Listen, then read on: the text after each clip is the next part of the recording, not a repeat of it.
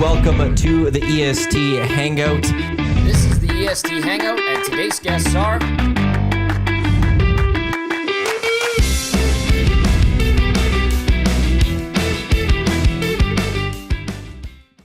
Hey, very good Thursday morning to you. Welcome to the EST Hangout presented by Sentinel Storage. Why are you yelling at me? I'm not. Well, just the text line. Oh, that, yeah. I would never yell at you. I'll explain what's happening here right away. Good morning. And I have my laptop out because I got to do a little bit of work here to start the Hangout to get things going. The EST Hangout presented by Sentinel Storage, Canada storage experts more than 2 decades up in Canadians through life transition. Canadian storage provider. We're live on Edmonton Sports Talk across the Edmonton Sports Talk audio streams, edmontonsportstalk.com, TuneIn, iHeartRadio, Apple Music. We're live on YouTube as well. Thank you to everyone for listening on podcast. Gazzola and Matt Iwanyk, Dash in the Park with you here today. The reason my laptop is out, we've been having some text issues. So Holy I'm smokes. coming on the Hangout, and I mentioned to Dusty, could you contact their support? Because go do it. So he's like, yeah, I'll go contact support to get this, see what's going on here. And right before we're about to launch the show, he comes in and goes, I might have screwed up the text line.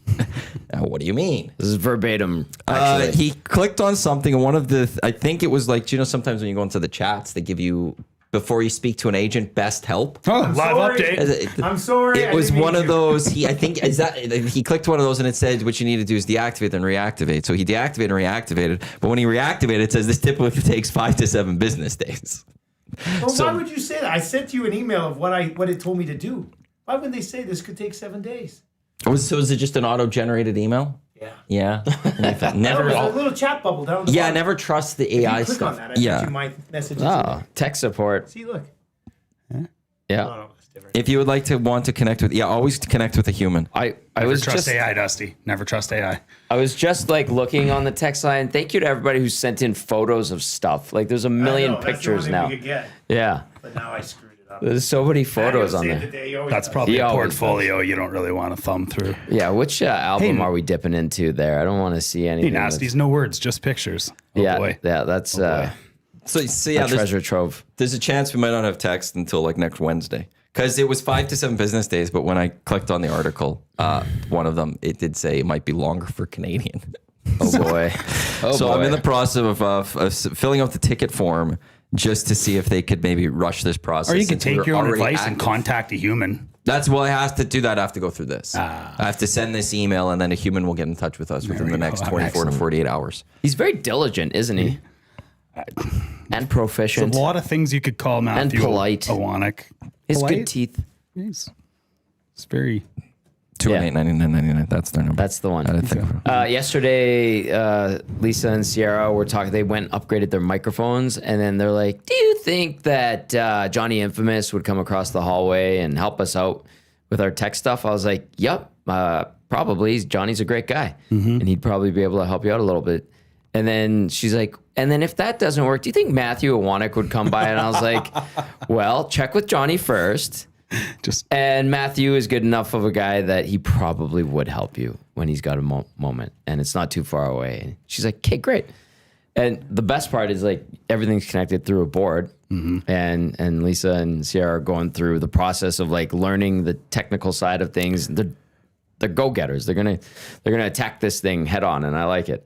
And she's like, yeah, we got these great new microphones and it plugs into that box thingy. And I was like, yep. You're going to learn about that quite a bit. You're going to have some trial and error. And she's like, yeah, I don't understand that thing. I'm like, I didn't either. You'll be just fine. So, Maddie, you might get a call from Sierra and Lisa. I know what your all favorite good. button is lately, Tommy. What's that? I know what your favorite button is lately. Ding. It's just on that board because like Belzy and I also bought our own board when we started Hello Hockey. Yeah. And then we have our road kit here. So we have 2 traveling kits basically to go on location, and ours is programmed with different sounds than the other 2, right? I have to learn how to program them because I'd like to put some new crossover sounds a little in bit. Yeah, I'd have to consult with my good friend and co-host and colleague Matthew Iwanyk on how to do that, or Dusty. I have yet to do it in 2 years. So there's that. Call Johnny Infamous. Or call Johnny. Johnny, come help me with this thing. Might work. Yeah, great guy. How are you, Dash? I'm good. I'm really good. Yeah. Yeah. It's Nice been Oil good. Kings hoodie, by the way. Thanks, man. Yeah. They won yesterday. Little Did they? vintage. They did. They did. It was a close game, wasn't it? 7-3 or something. Oh, then it was close. I thought They opened was, it up. Okay. Yeah. They've been dominant. Yeah, so far so good. Yeah. The floodgates opened last night. Yeah, we've been good, man. Things are great at Heavy Hockey. We had a few changes recently, and mostly just to the programming, but we're growing and we're expanding and starting to get some new shows. So still very proud and pleased to be, the part of the Heavy Hockey or the EST family and friends of EST program, and Thank you. going hopefully to 3 nights a week now. Nice. Yeah. You guys are So, busy boys. Busy boys. Excellent. That's a Oilers good thing. Live will stay the way it is. Yeah. Michael's going to keep running that show like he has for the last 7 years, and probably turn it into more of like a, hey, we're playing Colorado next, so let's bring on that Colorado podcast guy and talk about their team and Nice. how they're seeing things from their perspective, and Yeah. kind of always, look down the opposition's throat a little bit instead of that always rose-colored Oilers fan perspective. There's a lot of that. Really. I'm losing it as I move on, boys. It's but okay. It's going to be okay. It's another story. You're going to be okay. So we opened up a second show called the Heavy Hockey Podcast. Nice. Pretty creative, right? And then the premise?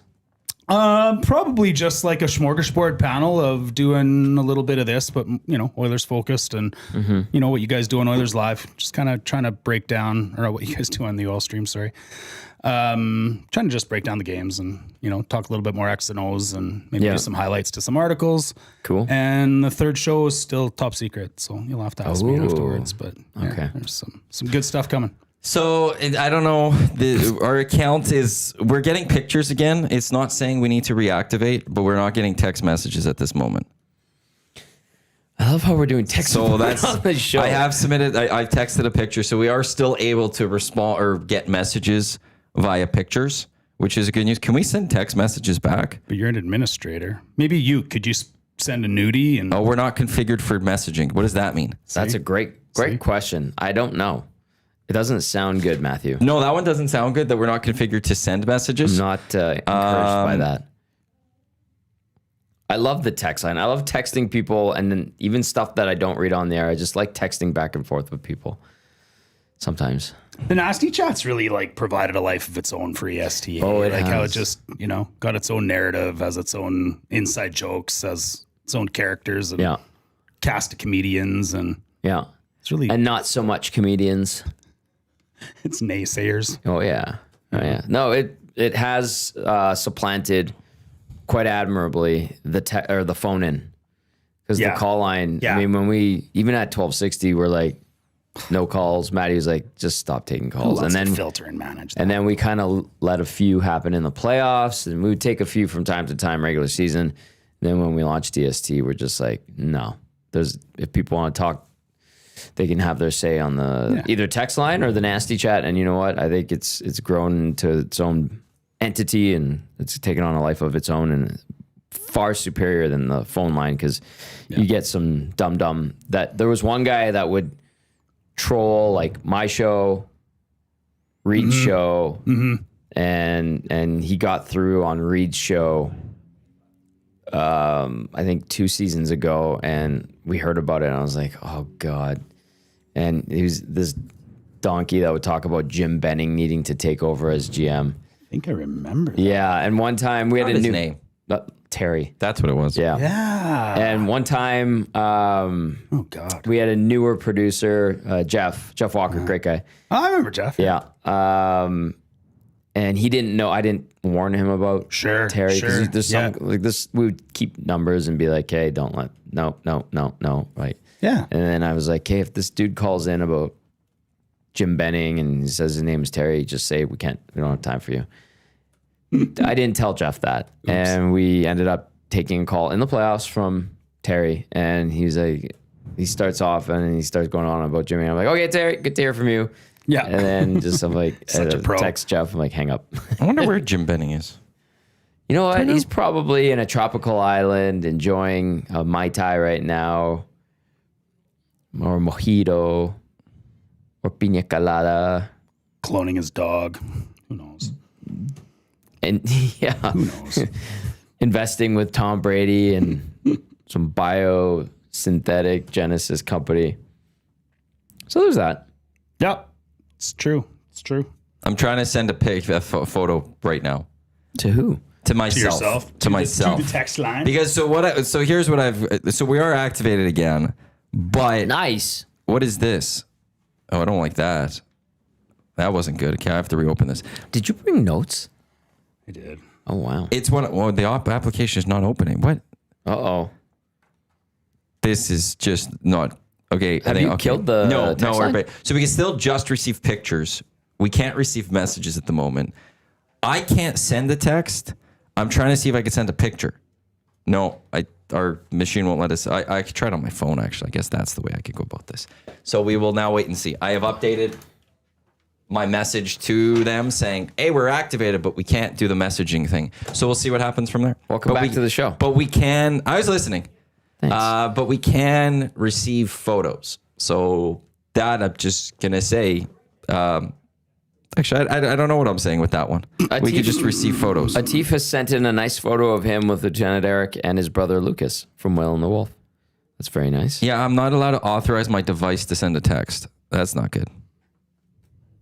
Okay, so yeah, we can't respond to you even in picture form. I'd love on to respond. The inbox. Nasty Chat is still there. We'll see what it is, but we don't have to wait 5 to 7 business days at least for it to be reactivated, if not longer. We have it back. Now we just got to figure out how to message people and receive standard messages, not just pictures. There are so many we're getting there. photos. So many photos in the text line right now. It's one of those like we could try to guess what the picture is. Big Uke, not funny. Not like that. funny. Actually, what you could do is you could write your text out, screen cap it, send the screen cap. Tommy Perm. He sent a picture of the perm in. Well done. Well done. Go into your notes, just type out what you want to say, screen cap it, send it. Boom. All right. You could just send the pictures of your words. Why don't I get a photo, edit with text, write on my photo, You could do that too. and then send you the photo? There's a lot of we just got to get creative with these photos here of how we can get in and doing it. For another 5 business days. Well, we still get the pictures. We get the pictures. So you just got to find a way to get those pictures out. If you have a whiteboard, you could write what you want on a whiteboard, or if you have a chalkboard or something, take a picture, send us the picture. Boom. There are ways to still communicate with us. It's just all by photos. Write it out on your phone, take a screenshot, Exactly. voice to text, screenshot, bam. Man, you just improved people's efficiencies. Go to ChatGPT. Just type out what you want to say. Ask ChatGPT to type it better. Boom. Take a screenshot, send it. Might not ever repair the chat line. We're just going to be photos only. Photo only text line. That's what it's just going to be. Or like it's going to be one of those like we have to guess what this person's trying to say. Like there's like 4 images and like what is this? What is Atif saying right now? What is Baggio saying right now with this picture? What's he trying to imply? You know, like or after an Oilers game, it could be like sunset. What does that mean? Oh, the game over, season over, or is it just it's beautiful? Beautiful. Like that there just could be a lot of interpretation. Yes. That's all it could be. Why is Savage sending us another picture of a houseplant? You know, just mysteries everywhere. That's what does this mean? Are we getting it right? It's a new segment, new show, maybe. It's going to be great. Maybe Heavy Hockey needs a 4th new show. Just the interpretation. Yeah, just the interpretation show. We'll see how good people are at Pictionary and all that. Yeah, absolutely. I'm not good at drawing. I can tell you that right now. Well, you don't have to be when you can just tell AI to create it. Oh, and if you're playing the game of Pictionary, Ah, yes. if we were all to play a big game of Pictionary. I hate board games. Do you? Really? I enjoy standard board games.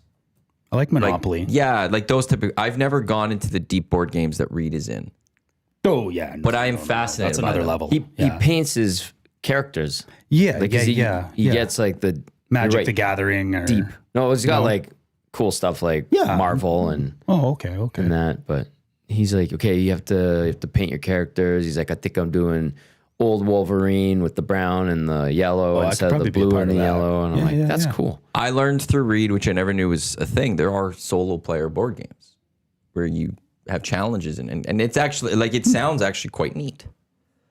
I always said I'd play a board game with him if he ever brought one in.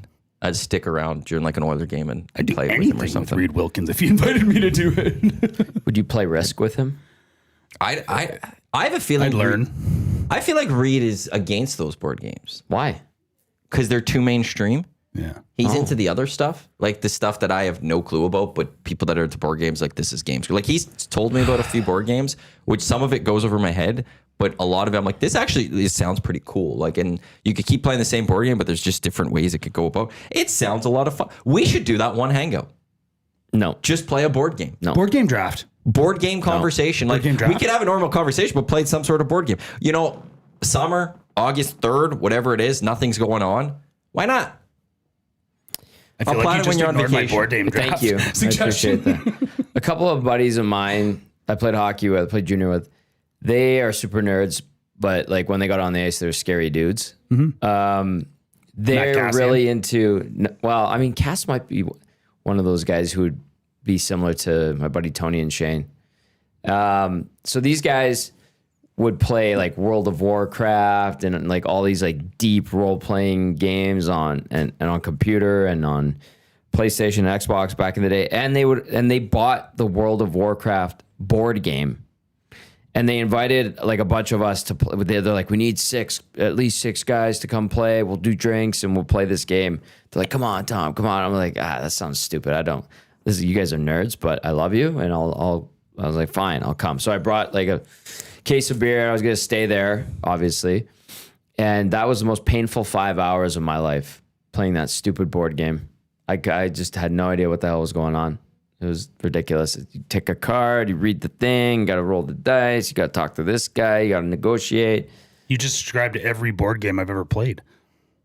No, this one was much more okay. painful. It was very tedious. You have to refer to the very thick player guide and Oh boy. these I can't sit dorks were still long loving enough. it. It's probably my problem. What? I get bored too fast. I can't Yeah, sit still long enough. I'm like, where's the action? Can we play like Yeah, it's Rockstar? This was at the time, remember Yeah, the game yeah, yeah. Rockstar? I'm like, can we do that? That's more some fun. full contact board games. Yeah. I'd probably excel in those. Tony, Shane, if you're listening, I love you guys. I like the thinking aspect of games. One of them married our trainer. Keeps the brain going.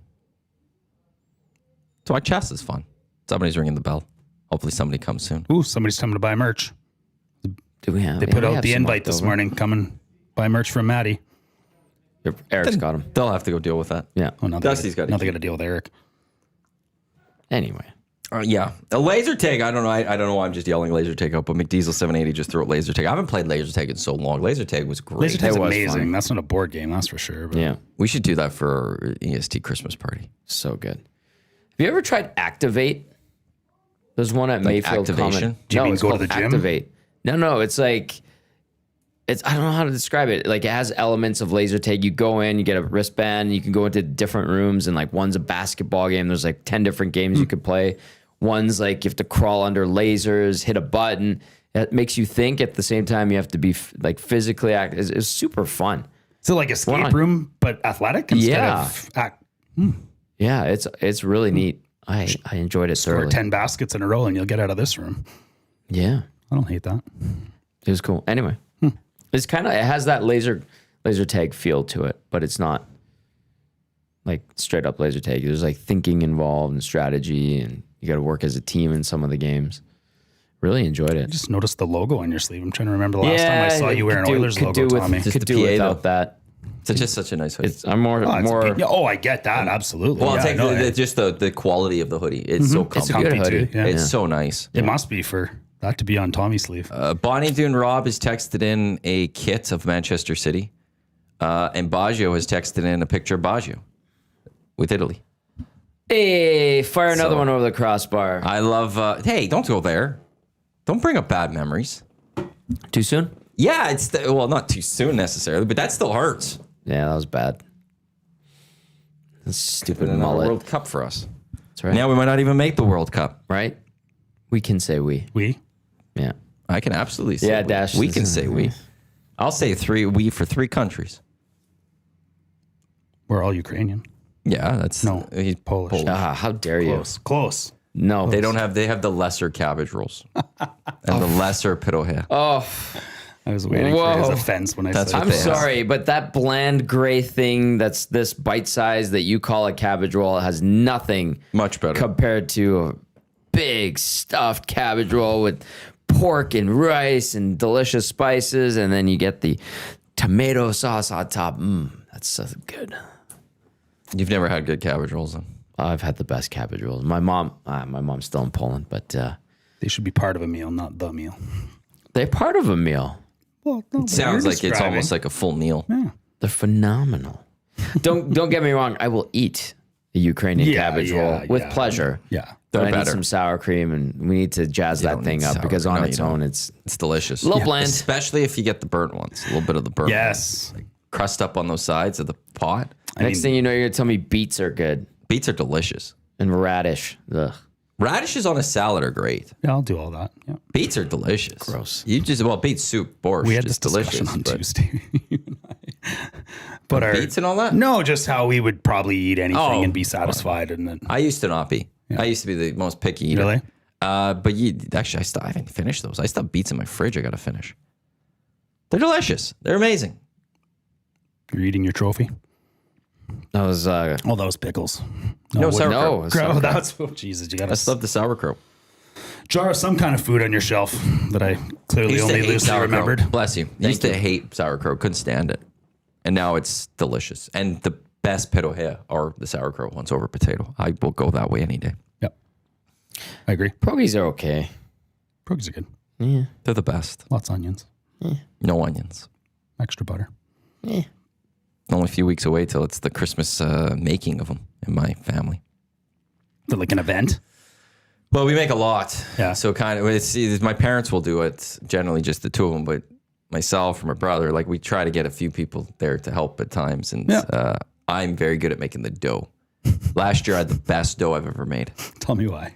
Oh, it's just it was just good quality dough. It was good to pinch, so to close it. Yeah. It was not tough in any way. Like it was just a good quality dough. I made like 3 batches of it. Every batch I got better. What was unique? And the year before that, I didn't like my batch. I wasn't that great. It wasn't my performance. What did you do? I really wish Prove I know. your efforts. I really wish I know. I really wish that I remember because I don't know what it was, but I should have wrote it down because whatever I did, I finally like hit my secret. Like I hit my stride last year, but it's been a year. So now I'm like, I don't know. Is it still going to be there? Is that magic still going Pressure. to be there? I know. Raise the bar. I have been starting to make a lot of bread or baking a lot of bread lately. Homemade bread. I made some last night. It was delicious.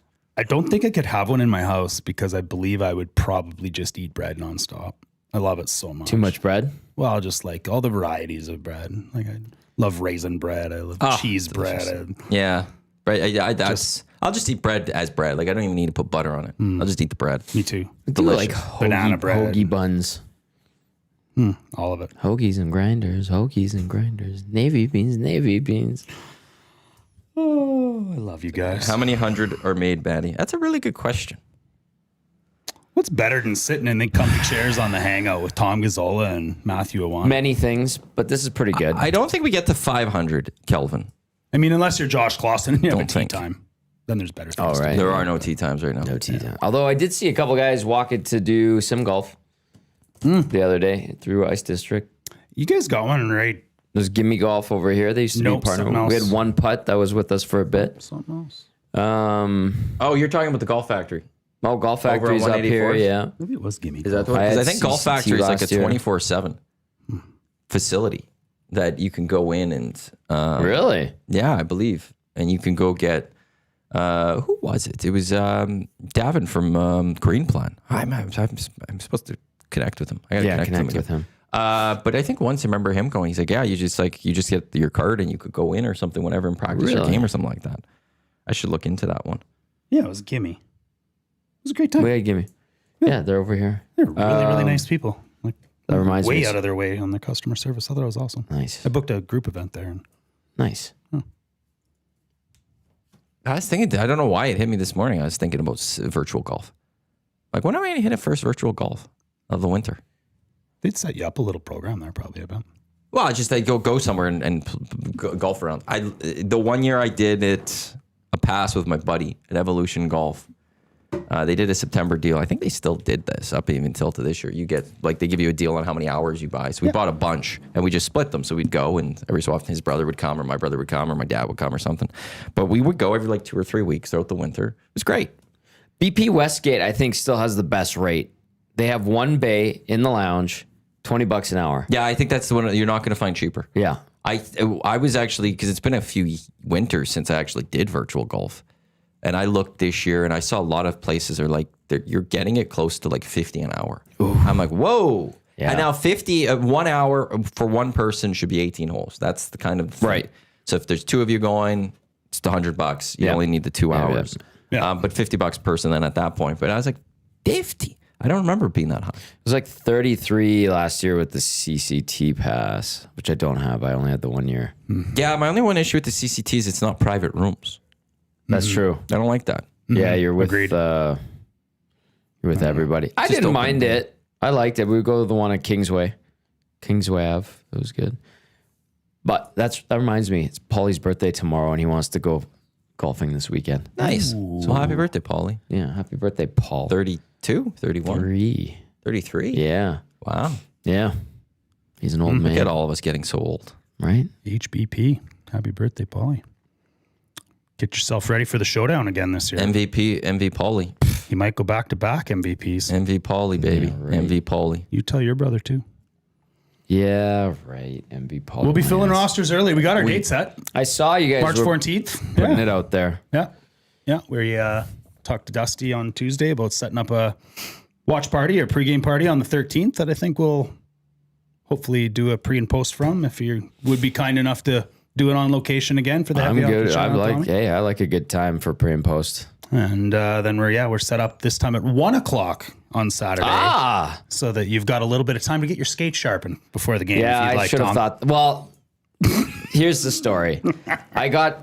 We got to the downtown community arena at like 9:15. Got in there, set up. 30, 45. Well, yeah, you came and helped us. Remember, Dash? we were plugging. And we were scrambling. And then, so we got the show going. And everything, was running smooth. And then I had talked to Rogan from the Oil Kings. And I was like, hey, can you zap my wheels really quickly? He's like, yeah, no problem. Just get them to me. And so I grabbed my brother because he knows everybody because he worked there, obviously. Yeah. So I'm like, go take these to Rogues and tell him I need them by noon. And he's like, oh, okay. So he takes the skates downstairs, runs over to the Oil Kings locker room, and he knocks on the door. Rogan's not there. He's gone for lunch. Mm-hmm. I text Rogan in a commercial way. I'm like, where the hell are you? And the old Kings are practicing at the time. Yeah. And one of the injured players is like, oh, hey. He's like, I'll give these to Rogan. No problem.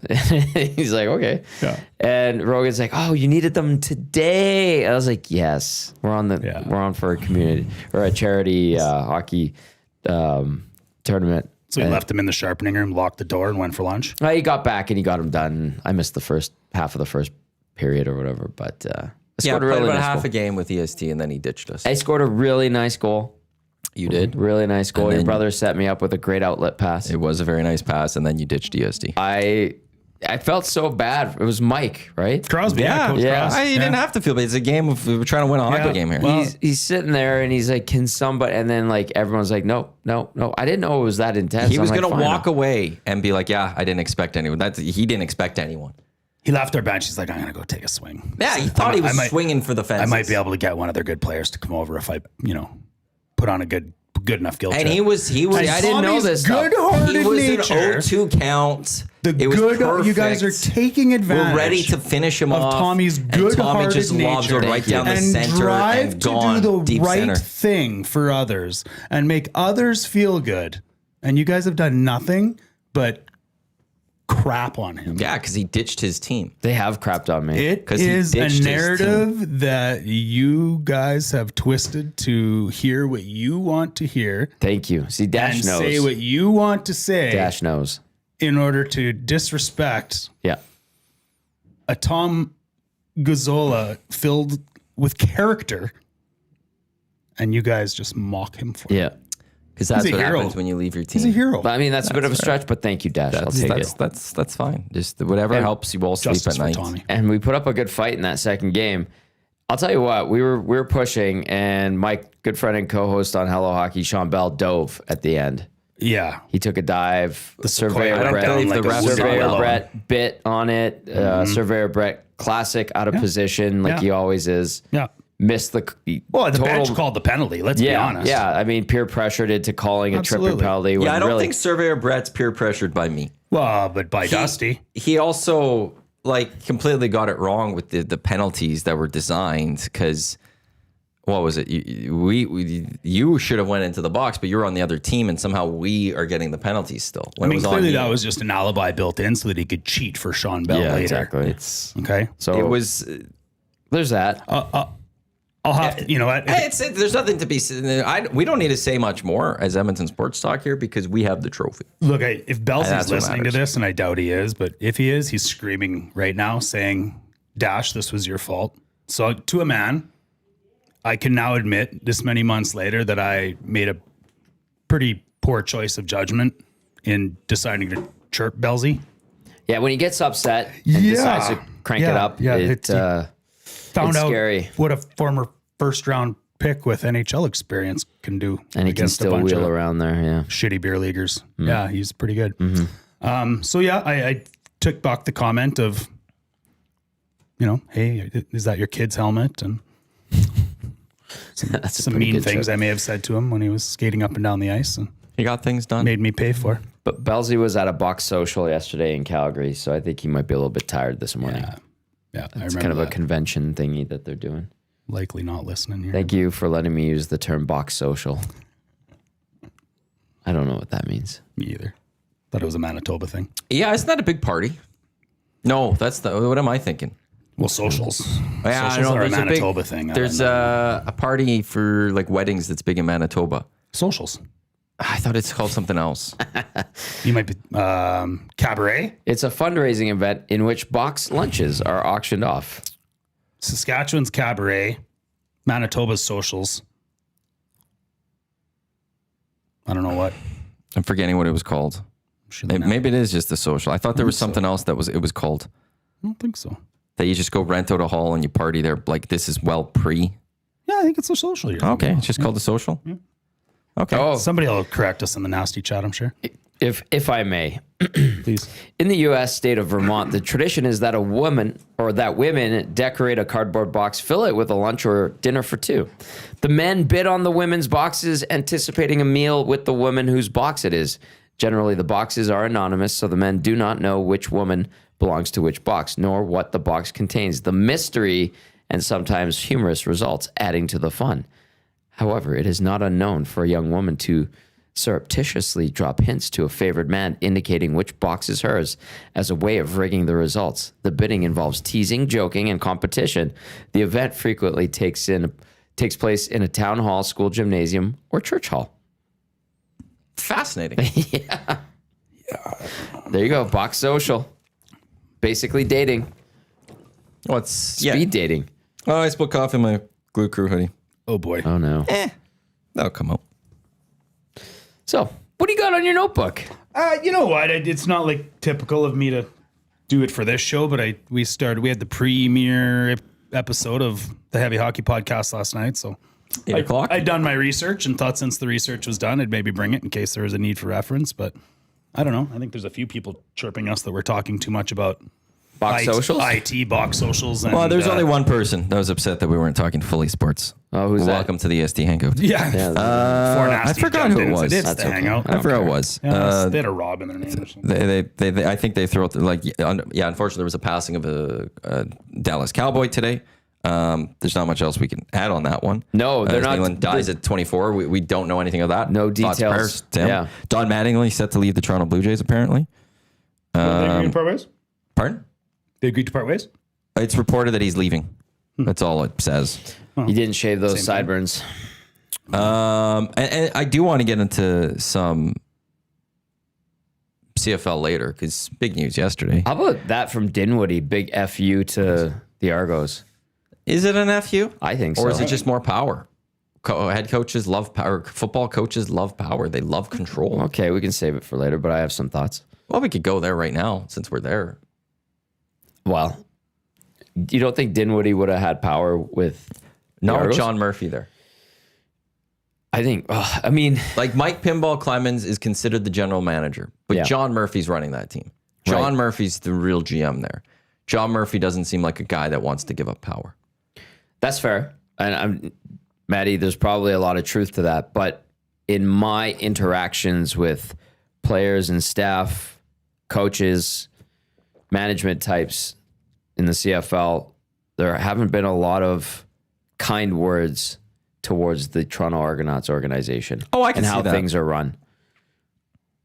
Yeah, no, it's they don't have a great practice facility. They don't have care from their owners. They're kind of forgotten. But I also just think coaches too, or just football, they want power. And even the idea of like Toronto should get a right, thought they were going to get a right to match. I don't see how they would have matched it unless John Murphy saying, I'm going to give up control of running this team. Right. And like John Murphy's not the guy that looks like he needs the title because he's never done it. Right. With as much. You know, in Saskatchewan, he was Chris Jones's AGM. In Calgary, he was Huff's guy. He's always the side guy there type thing. But in Toronto, he's the guy building it. And I just don't think he'd do the... Like in Ottawa, it's easy for the ownership. Like, yeah, Sean Burke, you're going to bump up and you're not going to run this team anymore. Or we're going to fire you type thing. Like, we wouldn't have been shocked if Sean Burke got fired this year. Now, he was going to stay, so it was a little surprising actually to me. I just don't know how Toronto would have handled it. I don't know how Toronto could have kept him around if we start with just the football part of this, because we're going to give you player personnel. Okay, now what's happening to John Murphy? And he's not Sean Burke. Now, everything, though, that you say about ownership, I think that adds on to it as well. It has to. Has to. But I think if he saw that there was an opening to be the GM of Toronto, I wonder if he still stays in Toronto. Dave Naylor reported last night that he knew full well that Toronto had a chance to match, and he didn't even circle back. Thanks, Well, but no thanks kind of yeah. thing, right? Like, Yeah, no, I'm good. But I don't know how Toronto would have matched. Well, Like, regardless, again, I mean, the thing, it would have been John Murphy's going to have to give up control. Why does And I just pinball don't- have the to point be was, the I don't think there was an appetite for it Yeah. anyways. Why does pinball have to be GM and can't just be bumped up to just straight up president? Because that's essentially Okay, what it but is. Ryan Dinwiddie is now GM, but who's making the final say on football? Hopeful. Is it Ryan Dinwiddie or is it John Murphy? That's where I'm saying that I don't think John Murphy's a guy that's going to sit there and be like, yes, I'm going to give up football decisions. I want to, like, pinball is GM in name only. Yeah. John Murphy's making those decisions out there. Who's making the decisions for the others? Cates, Coffey, Jackson, or Bowman? Well, Or Connor and Dry. Bowman. It's a Jackson Bowman thing. But Is it? but it's now with Ryan it? Dinwiddie in Ottawa, he's the guy. Like, as the GM, if he wants to make a trade, he can make Yeah. that trade. I'm There, sure. I think it's going to. My for point Toronto, is, I'm sure it's a panel of in a right, boardroom, but John Murphy. final say. Yeah, who gets the final say? And in Yeah. Toronto, I don't think you could have convinced John Murphy to give up final say No. to keep Ryan Dinwiddie. Whereas if John Murphy wasn't there, then yeah, I think that maybe he sees that path of, yeah, I'll be the GM because I am going to get final say. But if you give him the title of GM in Toronto, either you're losing John Murphy or Ryan Dinwiddie is just GM in name only. And that's why I think is the main thing of Ottawa looks attractive to him. Then you add in everything else. Right.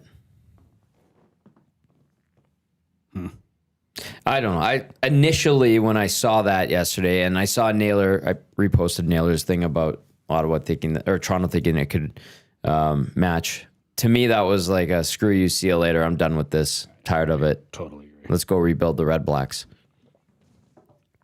That's how I saw it initially. Yeah, and then that's one way of looking at it. There's no question about that because everything about Toronto is there. Yeah. And they don't generally have coaches that stick around. Now, Scott Milanovic, he got an NFL opportunity. That's why he left, but it doesn't happen too often.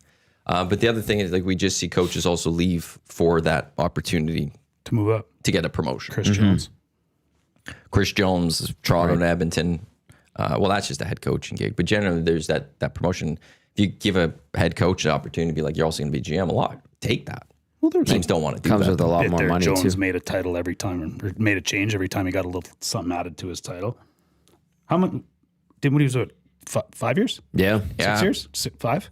First time out of the playoffs, two Grey Cups. Great Cups, yeah. Not bad. And a great push this Yeah. year with For a team that wasn't supposed to be Winnipeg. Lost most of his D line. Well, Chad Kelly was hurt, lost a lot of players. Yeah. They did it back-to-back years where they just allowed players to leave and They turned John and burned. Murphy's like, we'll put players in here. 1 year at work. This year it got off to such a slow start that they couldn't get it going. Yeah.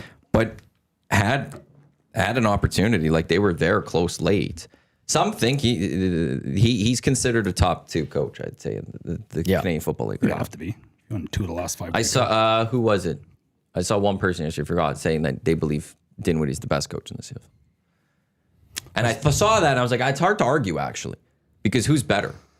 How's he as a GM though? Mike O'Shea, maybe, but Dinwiddie's 2-0 against Mike O'Shea in a Grey Cup. That's right. Yeah. Jason Moss is pretty. He'd be up Yeah, there right now. he's He'd up be there those right three. now. Those would be the Yeah. 3 for me. Yeah. But I think if I had to Sherwood Park. order them right now, I probably would maybe go Ryan Dinwiddie. Where's ahead. Dickinson in this? Dickinson's had some great teams. I mean, he's been He's been Not the top okay as a 3. coach. I Yeah. don't think he's been the greatest coach. he's a good duo with Hofnagel, and now it's kind of Dave's show. Yeah, I don't know. It's interesting. Now you got Buck Pierce in BC. Corey Mace has done a good job. And They're doing great jobs. Killam looks good here. Yes. Scott Milanovic is a great coach. Yeah, there's another I'll one. just say that he is a great coach. But now we have to see what Toronto does and possibly what Winnipeg does, because O'Shea is a free agent. And I asked Huss about that earlier this week, because I saw something like him going, I'm like, why would he wouldn't leave? And Huss said even on Monday, this is before all this news came out, he says, it's just there's always been those rumblings of him wanting to go back to the Argos. Really? Or maybe go back to Ontario. Okay. He's an Argo. He's close with pinball. There's always been those rumblings. He just wants to go back. And is this that opening that allows him? And now Yes. that Dinwiddie's gone, does that? But the flip side to that part I will also add is there have been a lot of rumblings the last couple of years of like this team in this market going to get Mike O'Shea. There's always that's been thrown out there. Yeah, that's gone now. But it was one of those, he'd come as GM and as coach, because the thing was he'd also want to be the general manager. If he goes to Toronto, again, I don't see him being GM because of John Murphy. Would you go if you're Mike O'Shea just to be the head coach of the Argos? Or if you're Toronto, would you move John Murphy out to get Mike O'Shea? He's never been a GM. But to That's get the Mike thing. O'Shea? I know, but that's the thing. Like, I wouldn't. John Murphy is not the best guy. There's a lot of bad things that could be said about John Murphy. Is he the one? Remember there was the fight? Yeah, he was involved And with he that. got involved, yeah. Yeah, there's a lot. And they quietly, like, he should have been fired a couple years ago, but they quietly brought him back. But when it comes to just purely football, he knows football. He knows how to find players. I don't know why. He will put you a competitive roster out there. We haven't seen Mike O'Shea do that because he's never done that GM job. Right. But maybe pinball goes. That's the way to go. And maybe that's why they want that right to match. But maybe Ryan Dinwiddie also know that the Argos maybe be like, no, because we're going to go for Osh. That could be. So this would be like the first domino to fall. And was there something mentioned about like not waiting to the Grey Cup and then they're just like, yeah, whatever, we're just doing it. Well, I know Grey Cup week's supposed to be quiet. Yeah, that's where you're supposed to Yeah. embargo Just out of everything. respect. Yeah. Yeah. But now it'll be, and then the question comes. I think Ryan Dinwiddie is extremely high on Chad Kelly. The way he talked this year, he always was basically saying Chad Kelly's our guy. When he comes back and he's healthy, he's our guy. What did Dusty say on the morning show today? He said something to the effect of, I don't know if anybody else would play Chad Kelly. So you might be right, because Chad Kelly's reputation around the league is not good. I wouldn't want him on my locker room. Yeah. And so when he kind of announced that he was ready to come back, and Yeah, he had the whole comeback video. we're He like, didn't play. We're like, yeah, I don't think he's coming back, guys. And then people are like, he's coming back. It's like, don't think he's coming back. And it was because behind closed doors, people are like, yeah, they don't really want him back out there. He's kind of bad. Like, there's been a lot of trouble that has followed him. Yeah. So But Dinwiddie spoke very highly of him still. could that be a front? I think if you could. No, I don't think it was, because I think there's a way to, with what he said, he basically was saying if Chad Kelly, when he's healthy, he will take over the job from Nick Arbuckle. And now you're taking a shot at your other quarterback going, yeah, I believe in you, but no, this guy's better than you. We're They going were to put you out starting there. Jared Dagey for the last couple of games. But this was when Nick Arbuckle was still there. Right. And this is before the injury. And that's where I would think you could have, if you didn't believe in Chad Kelly, you could have went, we'll deal with that when it happens. Nick Arbuckle's our guy right now. But he outright said, Chad Kelly's our guy. when he's healthy, Chad Kelly's the guy we're going to play. And that's where I think Ryan Dinwiddie's very high on Chad Kelly. So it makes sense now. I don't know what John Murphy and Mike Pinball Clemens think of Chad Kelly. Maybe they're high on him too. But I think with the two quarterbacks locked up there in Toronto, Ryan Dinwiddie's taken one of them to Ottawa. It'd be hard not to see that. I would think, though, it's more likely Chad Kelly than Nick Arbuckle. Yeah. And then Drew Brown just, Logical sequence of events. yeah. Is Drew Brown starter material or is he too banged up? Yeah, I was just going to try and give another hockey analogy. I don't know why. That's where my brain goes. But yeah, I mean, a little bit of the Thatcher Demko of a quarterback. You know, I think like when he's in there, he's going to dominate a game and has the potential to dominate a game and is likely going to be your best player. But when he's not there, you're dearly missed. And does that make you elite? No. I don't know. I don't know. Well, in Drew Brown's case, probably not at this point. He has the ability to put up really good big numbers. Yes. But I don't know if the consistency's there. At some point, And the being Sharman availability's not matters. there. Like, But now is that partly I don't know enough about the Ottawa Red Blacks offensive line and all of the injuries that Drew Brown took and how he took them. Is any of that have to do with the fact that he had a very poor line in front of him? He's taking hits. You know, Kolaros was that guy for a large part of his career where he just was always hurt. And then finally there was an old line he went behind and he became Zach Kolaros again and was great. It's how Drew Brown needs. Kolaros come back next year. He is. He's To signed Winnipeg? for next year and he is under contract. Yeah. Something out there about But- him having options if they don't want him back or something like that. Well, he's gotten his bell rung so many times. I remember Milt Stiegel when he did that was when Milt was here with the panel. And he's like, you need to call it a career. You've been hit so many He times. said that to him. He said it on a broadcast. on the He didn't say it broadcast. to him. Gotcha. He's Yeah. speaking to him through by camera. Yeah. You're saying it to him essentially, other than saying it to his face, I guess. But Okay, so Chad Kelly maybe joins Ryan Dinwiddie in Ottawa. Mike O'Shea possibly goes to Toronto. Nick Arbuckle's there, but does he try to bring Zach Kolaros there with him? Or does he bring Drew Brown with him? I don't know. yeah, fair enough. Hey, Does he bring it? Is it like maybe. I find it hard to believe that Nick Push the starters. Arbuckle's going to be able to replicate the season. That was he a had this year. phenomenal season that he put together. That he hasn't been able to do in many tries as a starter so far in this league. Here's the thing about Arbuckle as well. He worked with his best year in Calgary. That was under Dinwiddie. Yeah. Oh, right. So when he's without Dinwiddie, he hasn't been as effective. No, he has not. Yeah, there's a linear effect there. So maybe Arbuckle to Ottawa makes more sense. Ryan Dinwiddie has been good with quarterbacks. Yeah. Maybe Ryan Dinwiddie also looks and goes, I don't need those guys. Keep me Drew Brown. I'm good. I could do it with Drew Brown. Maybe. Yeah, but Drew Brown, you better have a 1B It's or He's going 1A. to get hurt. and then if Mike O'Shea though leaves, and who takes over Winnipeg, and it's You're going to have a fun time in Winnipeg. Revolving chairs, buddy. there's a lot. Well, and I don't think anyone was really fully expecting Ryan Dinwiddie to go to Ottawa yesterday. Credit to John Hodge from 3 Down Nation. Yes. He had an article where he put like 12 possible candidates, and one of them was Ryan Dinwiddie. And I remember opening up that article, I saw Ryan Dinwiddie, I'm like, Like he's Ryan leaving Dinwiddie's Toronto. not going. Yeah. That was of all the names I saw in there, that was the one I just went, no chance. Like, what is this article?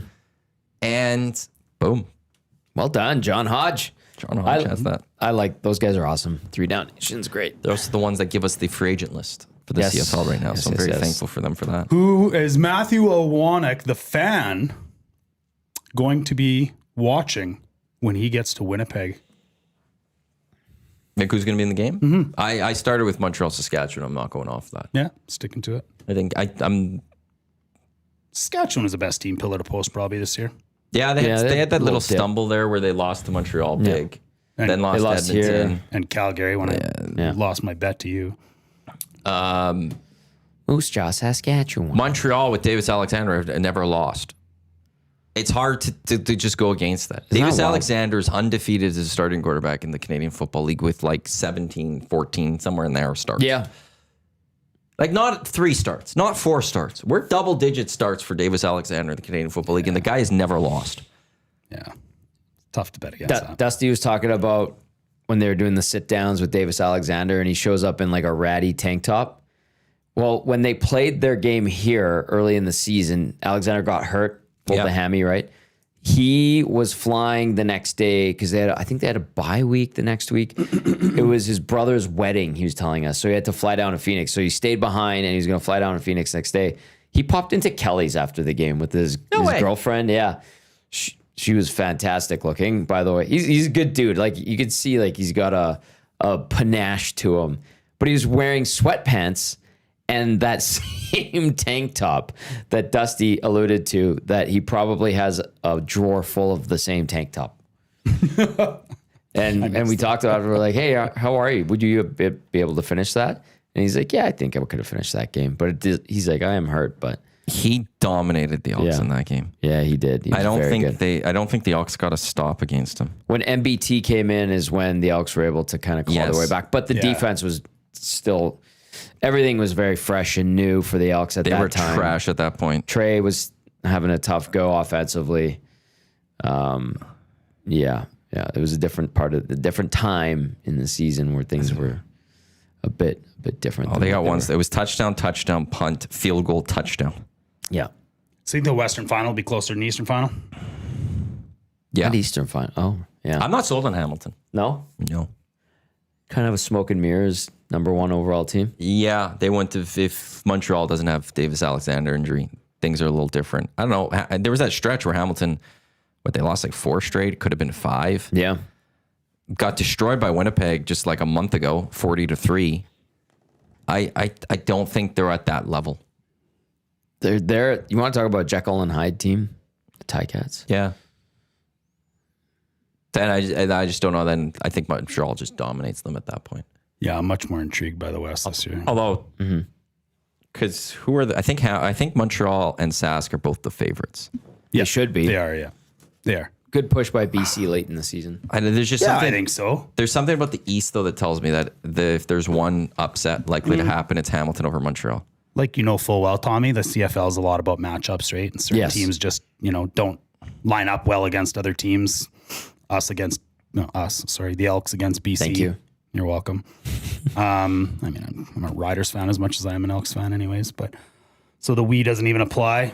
But yeah, it was pretty interesting to watch the Stamps in BC, right? You could the game of football is won and lost at the line of scrimmage, and right, having that offensive line in BC that's protected Rourke so well this year, go up against that pressure from the Stampeders and quite honestly, looked uncomfortable. I think BC's offense looked uncomfortable at times. I think Rourke probably ran more than he wanted to. So now they come up against Saskatchewan, where they lead the league in sacks. Second, if not. I thought BC led the league in sacks. Yeah, because Matthew Betts started to take over again. But another excellent defensive line with a lot of pressure. So, I'm just going to be really interested to see if BC can do what they did against Calgary, against Saskatchewan. What's forecast in Regina? Good call. Ask Eric.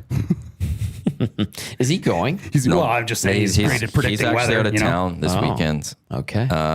for a wedding. Is he? He's not happy about it as much. No, I'm not sure that he is. He said this morning that he canceled because of the winter storm that was coming. And now he's got questions to answer to the in-laws because they canceled their hotel and they canceled their trip because they thought the big storm was coming and it didn't come. This past weekend? No, this one coming up. He's already weekend. canceled? Yeah. Oh, I didn't know he canceled. Where's this wedding in Sask? Saskatchewan, I assume. Saturday, -4 for a high in Regina. -4. What's the wind? That's football weather. It doesn't say right now, but it's sunny. -4 is the high. By the time, one time's kickoff for that one. Saskatchewan's an hour ahead of us Yeah. Now there. because they don't switch. So what time's that game? That game might be played under the lights a little bit with What time starts it's a on this? 4:30 4? our time, so 5:30 out there. So it'll be dark. It'll be cold. It's going to keep getting colder from there. I don't know if BC has that in them. Yeah, it's probably -10 by the end of that game. I can Well, see it's the that. overnight low. Yeah, good call. Yeah. Low -16. Yeah, so that's gonna be getting minus cold. 10 by the end of the game. Minus double digits. Still specific. They're over 30,000 sold for that game. Nice. Definitely minus double digits with the wind chill. What's in Hamilton? Yeah. How's Rourke in cold weather? Well, that's We'll find out. Yeah. Hamilton on Saturday is 7 degrees, cloudy, 30% chance of showers, low of +3. So it's going to be warmer. So I think that's more of that football game. They live in the same. That just gives me more belief in the Saskatchewan Roughriders over the BC Lions for that game. You needed more? What do you thinking? BC's going to upset or what?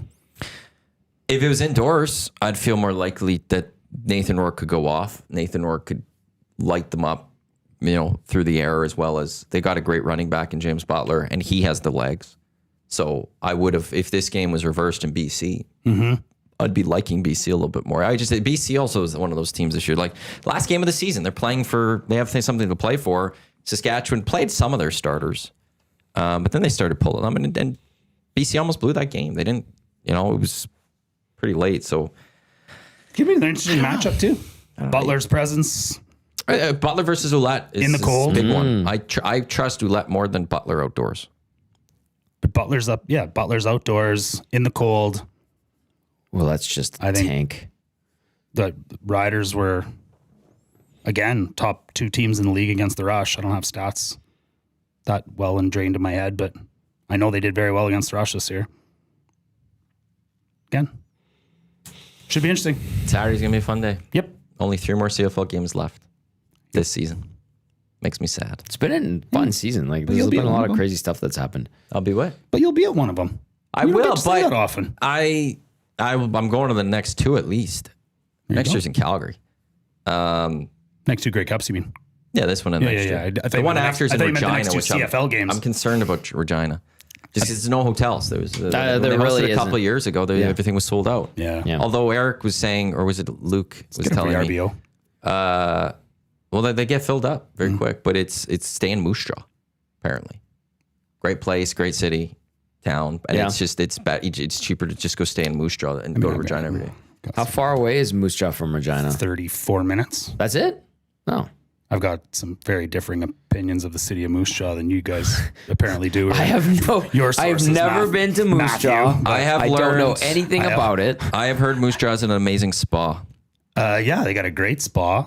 They got some cool underground tunnels. Sierra's from there. That's all I know. They've got some decent, landscape for a small city in Downtown Saskatchewan. Regina to And I've downtown never Moose been there Jaw without being terrified. is 50 minutes. That's it. That's not bad. And that's downtown Regina. I don't know where everything is in Regina. We haven't talked the others yet. We can't turn this episode into a small town Saskatchewan bars and Sure we could. why I got beat up and bottled in Moose Jaw stories. No, you didn't, right? No, I did. Yeah. Oh, you did. You got beat up and bottled in Moose Jaw. But when was this? How long ago? I was in my 20s. Yeah, so things have changed. Have they? Nothing. I don't know. It's a tough town, man. I've never I been. I have don't heard- know. I have I've no just- point of reference. Five of the toughest 10 guys I've ever met in my life are from Moose Jaw. I was just told this week from Luke that Moose Jaw is the place to go stay for Regina, and that it's and they were recently there, so I would trust that it's changed possibly. I'm also not trying to spend time in Moose Jaw. I'm just trying to find a place to sleep, then leave, go to Regina, then come back and sleep, and then leave. That's 2 year Matt's problem. That's not this year's or next year's Matt's problem. I'd find a different town 30 minutes away. But that's just my opinion. Tourism, Saskatchewan. Oh, baby. Should have been in There's Edmonton. other choices. It should have been in Edmonton. There's the real It's so story. nice. It was great in 18. I had such a That good was a time. great Grey Cup. It really was. Unfortunately, Calgary won that one, but everything surrounding it was great. And the field was crap, Yes. but it's getting replaced yes. for next year. Good. It's being torn up already, I think. Good. It gonna have a new was in turf rough next year. shape. Jasmine's hilarious. No hotels. I would imagine the 4 or 5 stars ones would be limited. Has she ever been to Saskatchewan? They have like their old hotel, like the railroad hotel that was built in the late 1800s, early 1900s. Like, you know how we have Hotel Mac? They have one of those in Regina. Yeah. Hey, the that's where Foo Fighters casino are is. going to Regina next year. There's got to be a nice enough hotel that the Foo Fighters are staying there. I think Paul McCartney played there. It's got to be at least one Regina, nice hotel. 3 to 4 star is not other cities 3 to 4. Ask gotta be Dusty what something. the nicest hotel in Saskatchewan or in Regina is when he goes there. Well, Probably the listen, Regina Inn. And They that's don't. not They a don't put great us thing. up at the nicest hotel. They put us up in the one that is. They have a long-standing partnership The with Jolly Roger. and they get a good deal with, and they think is fine. Like in Nicest Calgary, it's at the hotel. Westin. Westin there is just Yeah, fine. Yeah. Needs a little bit of a Sure. refresh, kind of like ours. And I Yeah, think they're yeah. going floor by floor. Yeah. I think they're doing ours Ryan here. Whitney still that talks looks about beautiful. the Westin. Yeah. There is the Hotel Saskatchewan, which looks absolutely stunning. Yes. Yeah, that Yeah, looks that's stunning. the one at the That's where you could stay. The railroad where the casino Yeah. is. It's had millions and millions and millions of dollars put into it to be restored. Oh, it looks beautiful. Now find the next how many starred Best hotel Western on the list. South Regina. Well, I just Googled the nicest hotel. There's a Delta. Deltas are usually nice. Yeah, there's a Delta Hotel Regina. It looks decent. There's the the Regina, yeah? Atlas Hotel. I only know the old names. It's been too long. You know, it's a good one, like the alt hotels. There's the Stonehall Castle. There's a castle. Never heard of it. It's probably It's a haunted, 3-star hotel, but it's a Probably castle, haunted. which makes it even better. says you. But you don't like haunted stuff? You don't believe, or you believe? They get I creeped can't out by stuff. Yeah. Hey, the Hotel Saskatchewan is All only the forms of entertainment in the world, $273. being scared is nowhere close to my favorite form of entertainment. Really? You guys were I talking watched about Weapons. scary movies the other day. Literally, I've seen 1.5 scary movies in my entire life. I have to say, I did watch Weapons this last week, leading into Halloween and Was stuff. it good? I enjoyed it. I don't even know what you're talking about. It was supposed to be this big, I don't know, like, I don't want to say horror. I don't know. It was very well. Psychological thriller. It was talked about a lot, though. Yeah. It was really cool how it was done. I thought the filming of it, where they give you different perspectives, and then it all came into one movie. And the ending was pretty cool. I enjoyed it. I didn't expect that that's what it was. I didn't know but then where it went with it, and it's witchish. It was cool. I enjoyed it. I enjoyed that movie. No thanks. Nope, never. It's not Pretty real. much do anything for an hour and a half. Other Can't than happen. watch one of those. It's not real. Okay, we should get a little Oilers? You should probably do a reset. Yeah, sure. Yeah, EST Pay some Hangout, presented by sponsors. Sentinel Storage, Canada storage experts, more than 2 decades helping Canadians through life transition. Canadian storage provider by Canadian Dash. Tommy, Matt with you here on the Hangout. We got Lock Shop, 2 guys, EST Afternoons, Reed Wilkins Show, all until 6 o'clock right here on Edmonton Sports Talk. Today, portions of this hour are brought to you by the High Product Marketing, official merch partner of EST. Promotional products that bring the buzz. Check them out, thehighproductmarketing.com. Oilers are off until Saturday. They stayed in Dallas, by the way. Took a day off. Yeah. They're going to the... Or they didn't take a day off. It was their the mandated place. day off or whatever. That CBA. CBA day. And then 2 days of practice where we'll find out if the Oilers actually study film. Well, I'm not convinced they do at this point, fellas. Hold up. I just want before we... today's a travel day, they announced. So what's the book depository? Did they go to the book depository? That is a cool place to go. I've The been there. JFK site. Yep. I took the Super tour. I fun. got the little headset. Me too. Isn't it Yeah, super it's fascinating? Yeah. Yeah. Literally. And they have the area where the shot was taken, or grassy the knoll? shots. Well, the grassy knoll, you get the adjacent. Yes. you get the guys with the fake newspapers and the conspiracy theories, and they have like the laser guns, and they're like, okay, so you can go talk to those guys, or you can go to the actual museum, which You do both. yeah, but like they have it glassed off, the window and that corner where the shot was taken, or the two shots in quick succession. But you look at them and they're only like 8 meters apart, and they have the X's on the road. We're still, yeah. And that, like, I remember driving over that and I'm like, oh, I shuddered. Anyway, they have, heavy, yeah. yeah, you know how they have like the books stacked and the boxes stacked just like it was in 1962. I was just like, oh, this is heavy.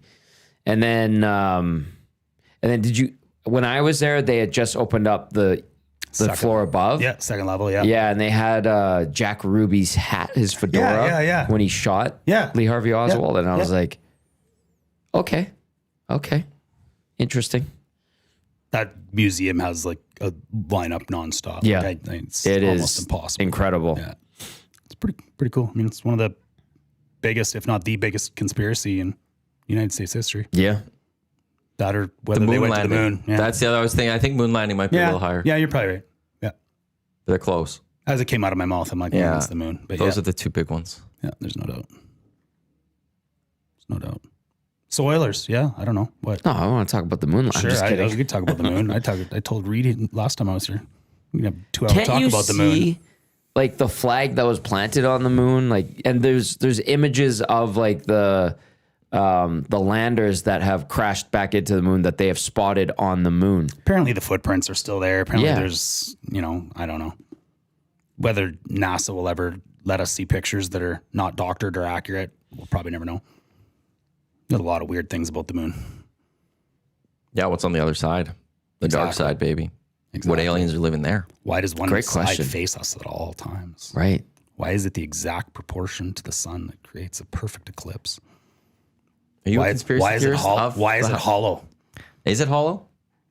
They crashed a lander into it and put a whatever testing that tests, and it like rang hollow for hours. Well, it's a moon. It's not a planet. Isn't it a rock, essentially? Well, I mean, we were to have learned that it was a piece of Earth that crashed off at one point in time, but Okay. Yeah, I don't know all those things. All right. I do we need believe an we were there. astronomer. We should do. Get in on this, am I into please. conspiracy theories? No, I like listening to them though. I do. I don't end listening up believing in a lot of them, but I do love hearing both Hey, sides of a Coast lot to of coast stories. is a lot and of fun. Coast to coming, coast. yeah, one of the best. Absolutely. Have you guys Art. been checking out Jeremy Corbell and George Knapp? No. George Knapp is like a longtime investigative journalist in Las Vegas. Mm-hmm. He started out doing mob stuff and ended up, he's the one who exposed Area 51. Oh, okay. Yeah. And so now he's got Jeremy Corbell with him, who's like a filmmaker who did a film about Bob Lazar, who claims he worked at Area 51. Yeah. And now they have a podcast. I watched a pod. And I listened to it and I was just like, huh.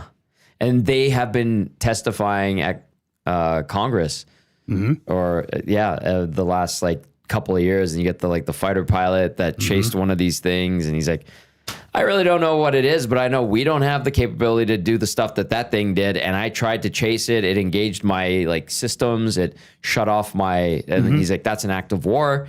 And this thing was like the Tic Tac thing. And that fighter pilot, David Fravor, you're like, that guy doesn't seem to be like too into conspiracies or anything like that. He's like, this is what happened. Don't know what it was. It was pretty neat. And I survived to tell the story. And there's dozens and dozens and dozens and dozens and dozens of documented accounts of seeing unidentified flying objects or Just whatever the hell they're weird called crap now. everywhere, yeah. Whether they're from aliens, who knows? Whether it's the government testing state-of-the-art technology. There's one who knows? theory that it's whether like- it's a past civilization Or from us Earth. from the future. Like, you're just like, That's probably the most likely one, honestly. I don't Dive know. into it. Why would aliens also have 2 arms, 2 legs, 2 eyes? Everything that humans have that they're required to survive on Earth. They're from a completely different planet. If they're from, But there's like a Canadian, I think You're not gonna- someone in Parliament from Manitoba that was like was part of whatever our committee for stuff like that.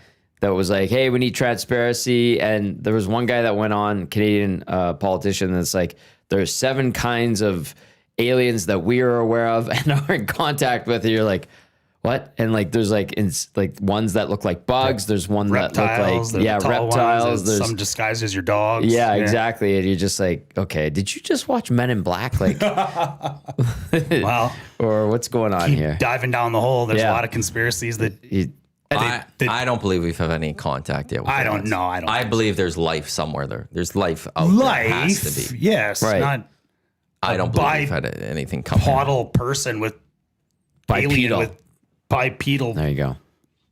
Actually, that was a great being interview. with 2 arms, 2 legs that Reed and Jay had that evolved one from the guy on. apes, but from Yeah. another planet. Like, They had Nick Pope on. That's who and it was. he's on Ancient Aliens. Have you watched Ancient? It's on History I have, Channel. yes. With Giorgio Tsoukalos. And you're like, whoa, what is this guy? And then you like listen to the theories, and they go back to like the Bible and old texts and this and that, and like hieroglyphics and reading all these things all around the world. And it's like, these make way too much sense. sense. Yeah. There's a lot of consistencies across Yeah. the religions Yeah. and across of giants and Yeah. of floods and of, Flying in chariots with lights that were on fire. there's You're just like, wait a second. there's carvings and communication consistent across ancient civilization where there didn't used to be a moon, that the moon just showed up. Okay, now that's weird. Anyway, so sports. Yeah, Oilers. Oilers. I've got nothing to say on the Oilers as much. Go ahead. Go ahead, Dash. I missed all of Dusty's expected goals with Skinner today. I heard some of it. Like those stats just honestly go right up my other ear. I'm a little bit with Tommy on the fancy Thank stats you. and expected bull crap above who cares? Honestly, like I will stand on this soapbox and scream from it for as long as people will hear it and let me, but goalies are systematic of the team that is in front of them. Unless you are one of the top 5 goalies in the NHL, name them whoever they are, they probably rotate other than the top 3, but ultimately there's probably 3 to 5 guys that can dictate a game from between the crease. And that's, by dictate, I mean stealing games. Yeah. What is a really good goalie in the NHL steal? How many games a year? 4 or 5. 4 or 5. Like that. And that's the difference maker. That's 10, Yeah. that's 10 points-ish. Skinner steals you what? 1 or 2.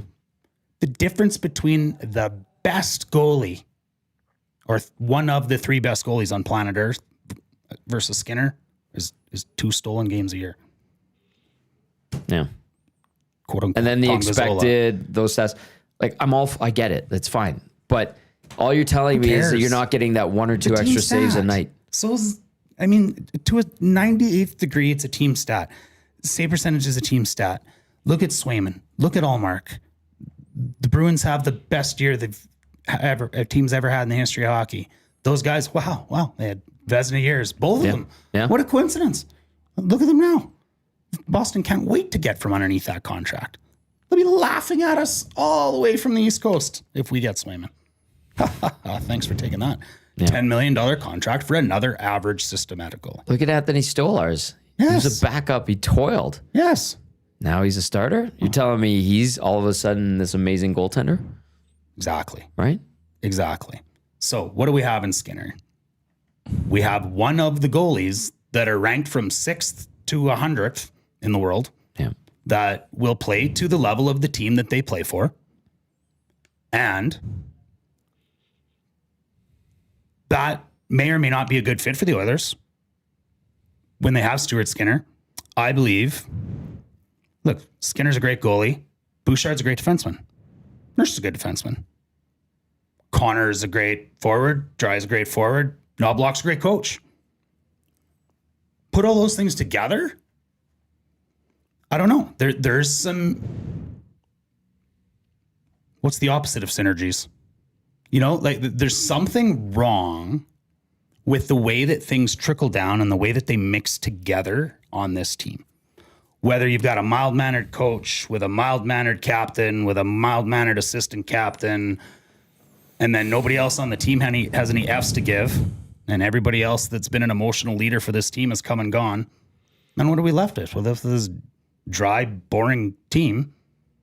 For now. Yeah, for now. I understand that argument, and I still think I'm like, they'll figure it out. But Absolutely. back to I agree. Back to the Skinner part, though. Great goalie. Probably not a great goalie for the Oilers.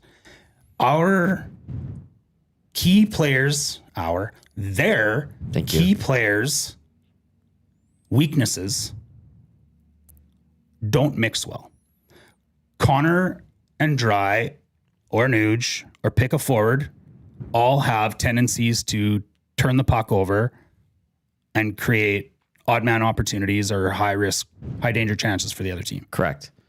We got our best defensemen who are not good. Their best defenseman. Thank you, Tommy. I got you. Their best defensemen are not good at identifying assignments off of turnovers. Well, sometimes they create them too. A lot of times, actually. Then you got a goalie who's inconsistent.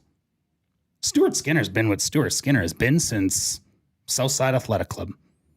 He was an inconsistent goalie that had hot stretches. And when you put him in front of a better team, he played better. As the team in AAA got to be the monster it was, his stats got great.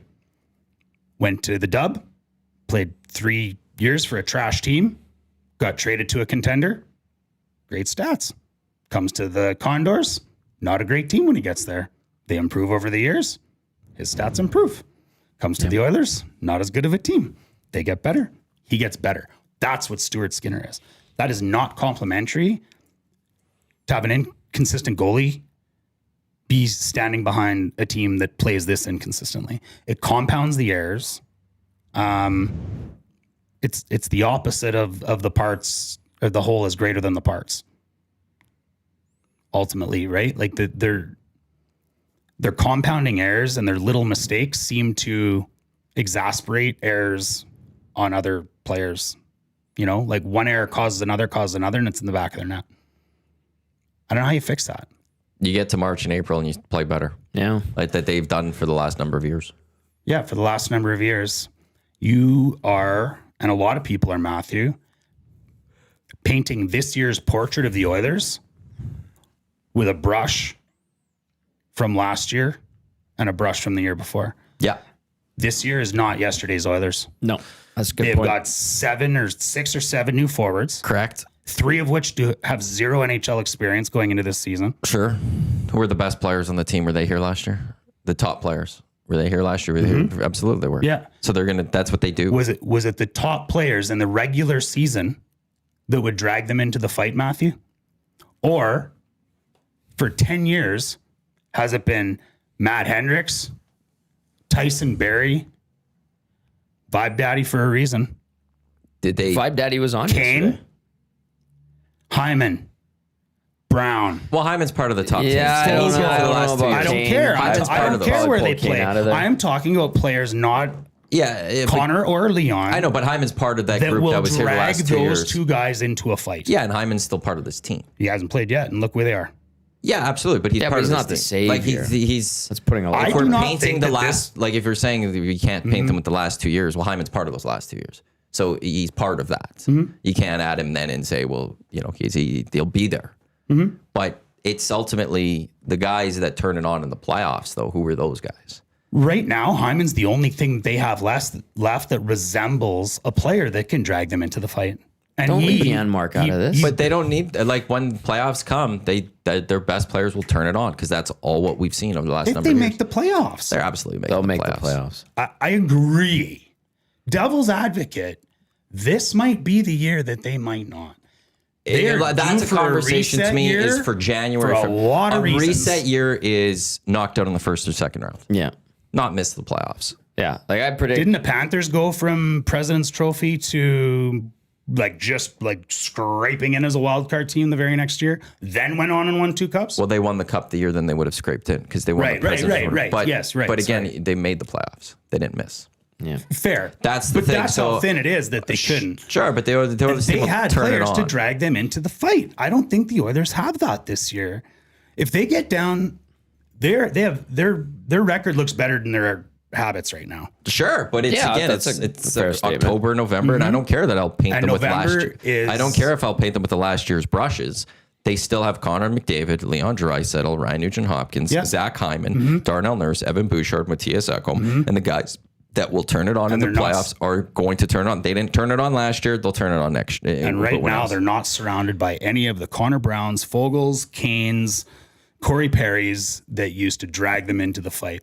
Last year, they were 7-0 in games they fought in halfway Didn't through have the one. year. Didn't It wasn't have- Connor didn't and have one Dry Fogel fighting. last year. It was guys that dragged them into the fight. Dash- That's who helped them win games. This time last year and 2 years ago at this time, we were complaining about other issues that were keeping them or hindering them from being a top team in the division. And even though it hasn't been like you've outlined, and I agree with, I get to talk about it on the pre and post game show every night. Even though they've had those moments, they're still right there in the mix. Like it's I think I more think- of that I think- is attributed to the parity in the Pacific division. How Pacific shitty sucks. the West It's the worst is right division now. in the league. But Right. I'm not going, this is a 5-alarm fire by any means. It's not. This is just 6 games. I'm not frustrating either. to watch their I'm not style of either. play. I'm not 6 either, but it might games. be.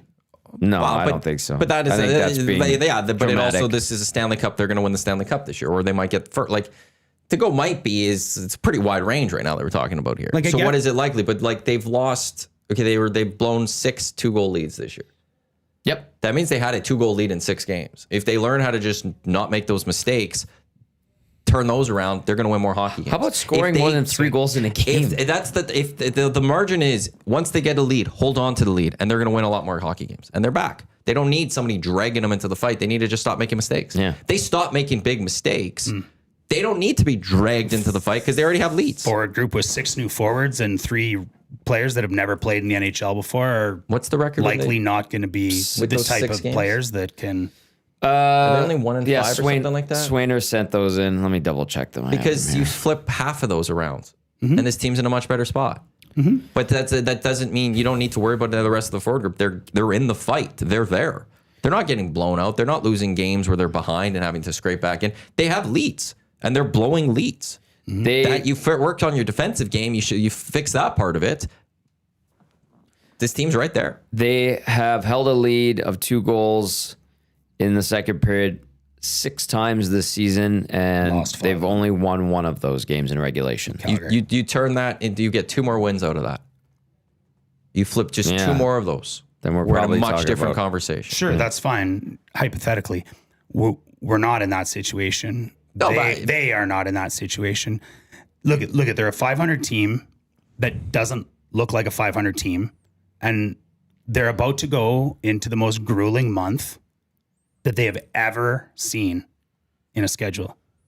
November has them traveling almost 20,000 kilometers when they travel 80,000 kilometers in a season. They're doing 25% of their entire season's travel in 1 month. They have 14 games in 29 days. That's almost a game every 2 days. That's hard enough. 10 of those 14 games are on the road. That's even harder. 7 of those 10 games on the road are 2 time zones away. That's even harder. Right, but then the flip side to all of that is the second half of the season they don't travel much. Yeah. And they don't leave the central time zone, and there's a lot of points to be had there. But then the other side to that is just like you're saying, we can't use last year's strokes for this year. But okay, I'll just use this year, and I will point the fact that if they just fix holding on to leads, that's more points. That's it's not that you can't go change those, but you can go fix them for the next few games. And the next time they have a 2-goal lead, don't blow it. And that's not a being dragged into the fight. That's not needing a Corey Perry. That's just don't make a stupid mistake that goes in the back of your net. Let me be clear. I do not think they will miss the playoffs. Let me just be why do you keep crystal saying they're going to clear. miss the playoffs? I think of all the years, this is the chance that they could. And I think that's egregious for anybody that to continue to say it's a guarantee. They're in for sure. There's no doubt in my mind. This happened last year to a degree, and Last year they didn't have 3 rookies in their top 12. Last year they didn't have. But the players weren't producing, and like they weren't getting all that production from the other guys throughout October. They had a bad October too. And in October, I'd said they're making the playoffs. It's just book it, like it's done. And I'll if you want to say it's egregious, I'll do it still this year. It's book it. The extended preseason. I was with you last year. This year's different. If in January they're in a similar spot that they are right now, then sure, I'll start throwing up the alarms. But it's still way too small, and they're still leading hockey games. Yeah, I'm not seeing anything that makes me believe that this team's going to miss the playoffs. Too much top end talent. It's just that simple, and they'll turn it on when they need to. That's what they do. They don't turn it on when they don't need to. They'll turn it on when it's absolutely necessary, and they get it done. The court turns it on when they get to the playoffs, not halfway through the regular season. They're peripheral players that drag them into the fight, get them through the second half of the regular season, and then their best players turn it on in the playoffs. I don't know. Last year there was a lot of complaining about Skinner and a lot of complaining about That's every year. Arvidsson and these guys suck and Corey Perry's too old. And, Skinner wasn't doing much. yeah. I don't know. There was a lot of complaining and griping last year too. This is just a different type. It's the same narrative. The defense is making mistakes. The goaltending's not good enough. Last year The they were forwards too don't old. give a crap. The wingers we brought in haven't worked. I think Mangiapane's been good. Roslovic's been good. Majority of the wingers haven't worked. Yeah. You know, agree. Ike Howard needs to learn. Matt Savoy needs to learn. The offense isn't there. Tomaszek, okay. Yeah, I get it. But Philp is learning the NHL. Like, there's a learning curve. But Yeah. it would be nice if you could score more than 3 goals in a damn game. They've done it 2 times in 15 games. That. And they've had all these 2-goal leads and pissed them away. I mean, what are they? I'm probably off by a bit, but I think the last time I read was they were averaging 2.9 and giving up 3. Well, it was 3.074 and 3.07 against on Monday. Okay. Obviously, well, it's changed since then. That's I a could look pretty it up. thin line to be skating when Yeah. you're trying to be a competitive team. Right. Here, I'll look it up. They're in the Maddie's not worried. There's nothing to be worried about. Again, I think they'll make the playoffs. I know, do but think this to is a me, it's, I chance they think might it's not. almost too early to then start worrying and throwing up the red flags. Thursday. There's no point. Like, it's almost like getting worked up over something that there's probably a better chance you're not going to need to have gotten worked up about. except that this is a different November than any other November they've ever faced. Sure, and it's going to be a different second half of the Whatever. season than they've ever had to deal with, which is how soft and that is it the flip side. Yeah. Yeah, you're really, I think And it's a lot of Western games, so it's 4-point games, it's time all and time Western. again. No, I think it's all Western will- games. yeah, like, I that's think the thing. So it's heard all that they're done 4-point with their games. Eastern road trips on December 18th or something. So lose games now, whatever. You're only losing 2 points, but it's in the second half. If you win, it's I those get- 4 I points, get and that. it's easier to I make get up that. ground and pass everyone. the And I don't know. I'm not division sold on games and Seattle. I'm shitty not Pacific. sold on. Yeah. I don't know what the Ducks dropped down to. I don't think they're Yeah. a top 3 Pacific team. The Kings don't look great. Like, it's even in the division. It I doesn't get it. matter. They Yeah. have that soft year. Yeah. They might not make the playoffs. They will probably make the playoffs. They might not. I wouldn't even flirt with that. If they make the that thought. playoffs, I do feel like there's an early exit coming this year. Reset, That I could go with. reset yeah. year. That I could go with. Next year, It- back to favorites. There's histories. Like, I know the Lightning got 3 straight. I know the Panthers did 3 straight. The Oilers have done 2 straight. But like the odds and history state that it's likely the Oilers are going to not make it to the Cup final again. Like, that's what is. Just a kind of lot of just- anomalies this year that I think need to be taken into consideration. That November schedule, the Olympic year. Is there a chance our Stars have their eyes on another prize? Well, I don't think Draisaitl does. Well, knowing Draisaitl, he probably Maybe does, but you You're know, not getting gold or something. Connor might be focused on a gold medal instead. Yeah, And but then you don't need to get check one. that box this year. And 3.074 still. yeah, 4. Yeah. You said game. after Monday, and they gave up 4 goals or 3 goals, right? So And then they only gave up 3 on Tuesday came down a bit. because the shootout goal doesn't count, right? That's right. Yeah. And then goals against per game, they're at Same. This is 3.07 on Monday. Whoever and scores they the also game-winning got 3. shootout goal should be credited with a goal. it's I agree. 3.07 again. Yeah. The game was 3-3, right? What was the final score? 4-3? Yes. So there was a 4th goal scored, in a sense. It goes on the scoreboard. Somebody deserves credit for that goal then. The Stars should get credit for the goal, and the game-winning goal scorer should get credit with the goal. Or it should be a 3-3 game with they should change the thing. It ended 3-3, but the Stars won.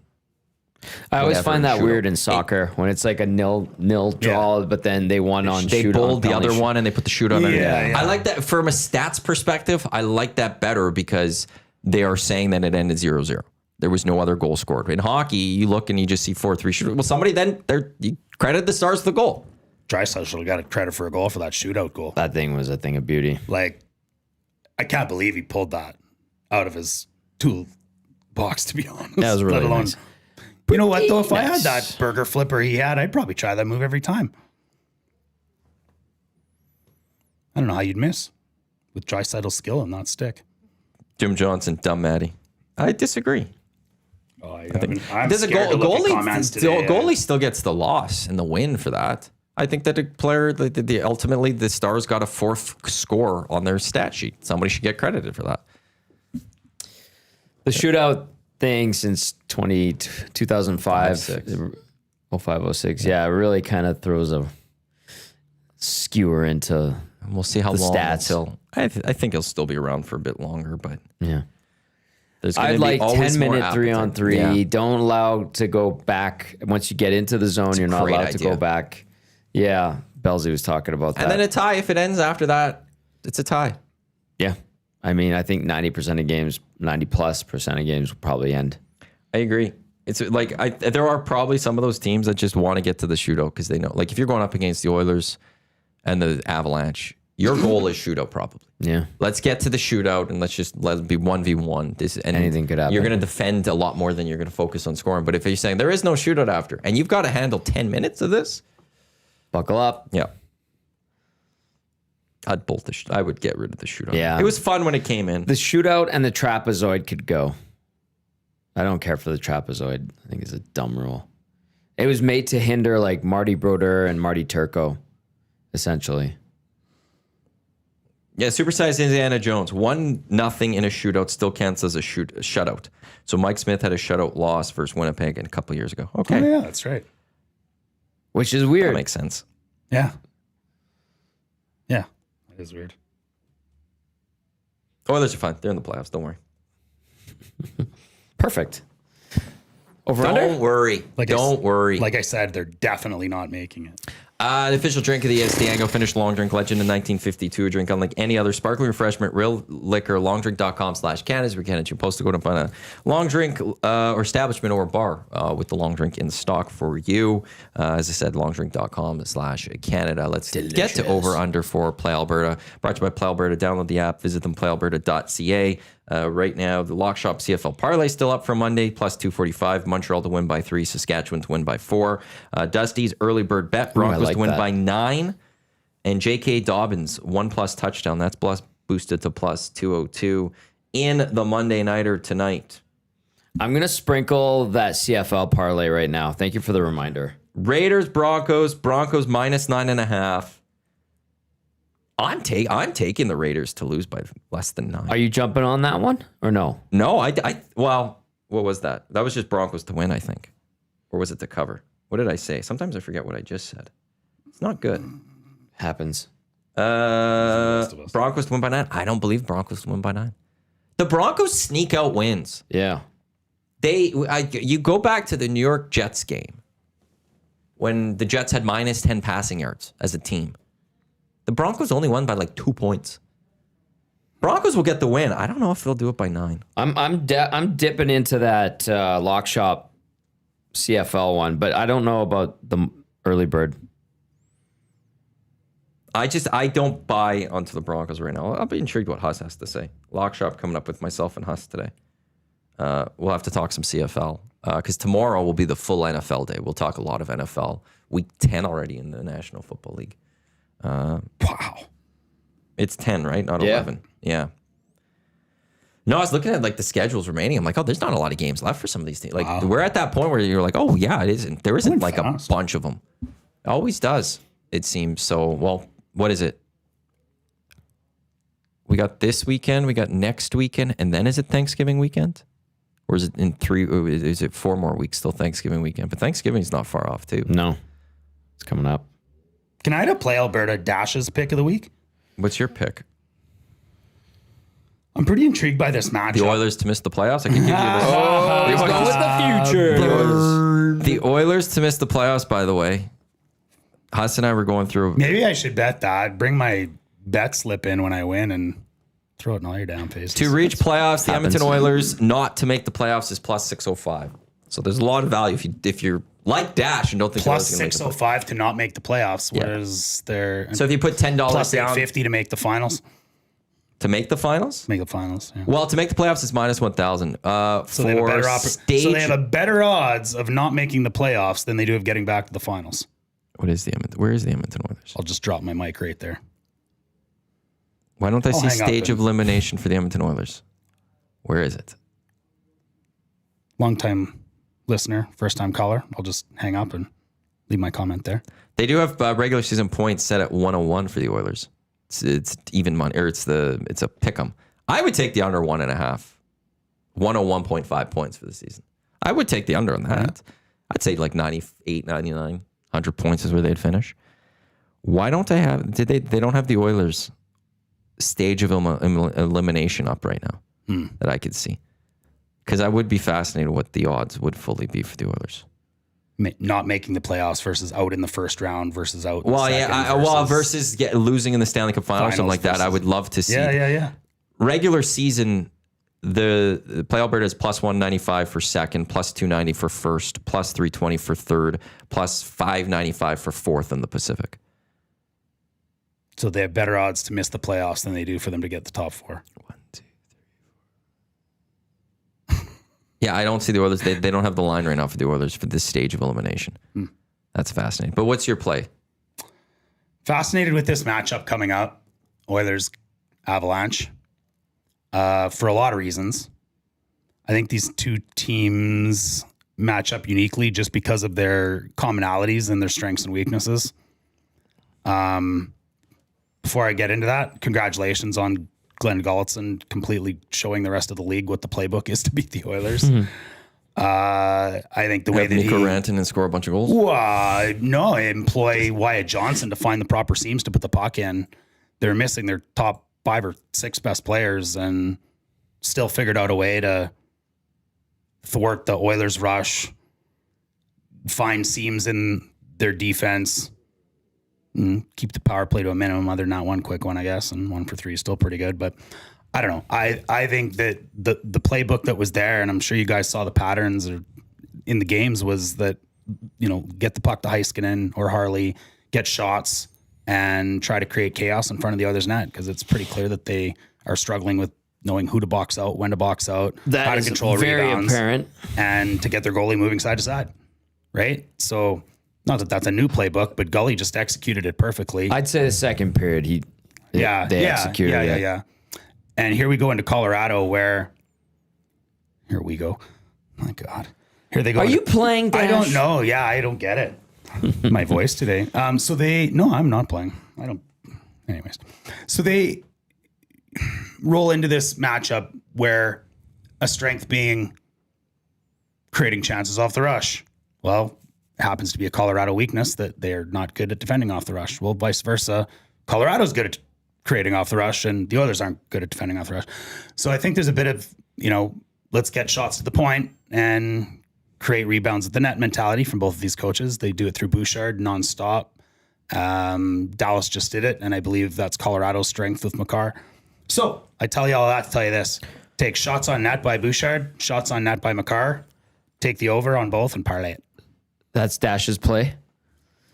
And then on Saturday, we're going to see the same type of game. It'll be tied 2-2, and somebody's going to make a And the Oilers are mistake. going to win this hockey game and calm the waters in Edmonton. Are they? Because that's what they do. It's got to go full Blue Jays and stop getting That's leads. what they do. Wait till they're down by 2 and just come back in games. Or just learn how to hold on to a lead. Do you remember the Oilers from a couple of years ago where they got to absolutely dictate the way they won? Like the could year almost they win. went, the first year they went to the Cup final when they 16 game winning streak. Win 1-goal games, win 5-goal games, come back in games. They could keep defend leads that year. They're bored. They're bored. They're playing with their food. They just want to wait until it matters. They're at the appetizer part and they don't care. They don't want this salad. They're done with it. They just want the prime rib to come. But the prime rib is still being cooked. With the au jus? Yeah, it's still in the oven. It's still going away. And they brought the salad out way too soon. And the Oilers are stuck at this table that they just want to get up from and leave and want to eat. They're just waiting for the prime rib to come. And they know that the prime rib's still a while away. When that prime rib comes, they're going to eat the hell out of it. Like Maddie with a 40-ounce steak. Like Tommy with a Polish cabbage roll. That's right. Give me 2. Yeah. Okay, this is off topic, but I just realized that they wrote 2 new Batman books That's that incredibly followed up off-topic. the Michael Keaton saga, the Tim Burton Michael Keaton saga. I will be buying and reading those.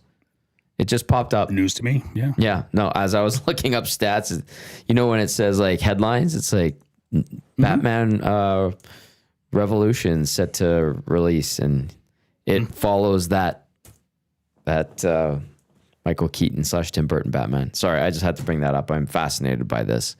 And What stage of the Batman life is it? So Batman Resurrection, prequel-y, or- as I was researching it. Yeah. Well, now you've got we were ranting about the Oilers. Batman one of us was Resurrection ranting. has Batman lamenting killing the Joker.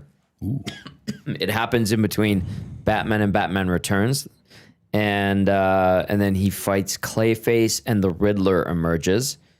And then Batman Revolution, which is just being released, is, I think, after or still somewhere in between Batman and Batman Returns. So, I don't know.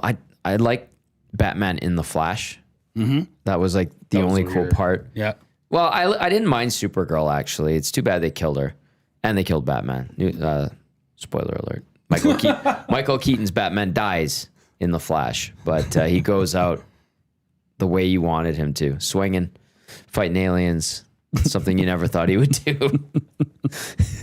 Anyway, as an aside, I found that completely He did fascinating. fight Superman at one point, didn't he? My size, I don't read enough books. I have a bunch of books. I just can't sit down and read them. I need to get Brant Meyer's book. We're bringing this full circle back to the board games conversation. Yeah, we are. Where I can't sit still for 3 hours. This is how we bookend it. I actually went to a rummage sale a couple of weeks ago. Bought a bunch of books for $1 each. Nice. I just haven't opened them yet and started reading them. But I gotta start doing, I think, multiple books going at once. Give me I an can't audiobook. Start I'll- reading one. I can't. I tune out. Audiobook, I will tune out. And then I'm like, what did I miss? I'll tune out sitting there because I'll get bored and I'll start thinking of everything. And then I'll have to read the same page 7 times. So I Calendar get Park. distracted. I gotta by read the your TV. book. Yeah. I have to give Dave back a book. I've had it for like 3 years. I should probably give that back. What to was him. it? Peter Mansbridge book. Oh, was it good? I did about half of it. It was good. Oh, yeah. Yeah, so good that you didn't finish it? It's just that's the problem. Is I just. It was like it was done in a way like James Duthie's book was like this too. It was just stories, but as chapters, so not long. I don't like long chapters. It's easier for me sometimes to know like I Duthie's just have was to get good, through like yeah. 1 or 2 chapters. It's quick, easy, and I could do that like every night, 1 or 2. But then the long ones, you're like, okay, well, I'm gonna read part of the. I feel like you can't just stop a chapter because it's unfinished. If I've read 30 books in my life, I'd say maybe 2 of them were fiction. Yeah, I just teach me something if I'm going to have to sit there and read. And I love biographies and, the 30 for 30 in a book kind of type thing. Yeah. Or else the Duthie or the Ken Reeds or the Bob McKenzie's that just tell those little quick stories, 36 chapters, 36 stories or I have Bob something like that. McKenzie's A Hockey Confidential. Yeah, yeah. That's a good one. They're the hockey dad. Yeah. If I get like 3/4 through a book, then I'm like, okay, I gotta finish this. Then I'll crush that last little bit, like no problem. But it's getting there. Yeah. If For it's a me to biogra- get to if it's a biography. Yeah. Anything by Jeff Pearlman or Rick Riley, I love. And then I need to read Brandt's book. I was looking at buying it the other day. I'll pick it up here. I gotta read Steve Sandor's book fully still. Oh yeah, Steve. He had his book signing yesterday at Audrey's. And was it? hopefully some people showed up for that one. I love Audrey's books. The only book I've ever read from beginning to end without being able to put it down was the autobiography on Josh Hamilton. That is a fascinating story. What was the book? Wasn't he like a Rhyme big I time gave me? cokehead? Yeah. Yeah. And then he burned a hole through his nose, didn't He he? grew up as straight edge Oh, wow. as you could believe. His mom and dad ran his entire life, his entire baseball career. He was the prodigy. He was a great baseball player. The absolute next one. Yeah. Like touted number 1 from the time he was 11 years old. Yeah. Like the Sidney Crosby of baseball, and drafted very highly, maybe first overall or second overall or something like that.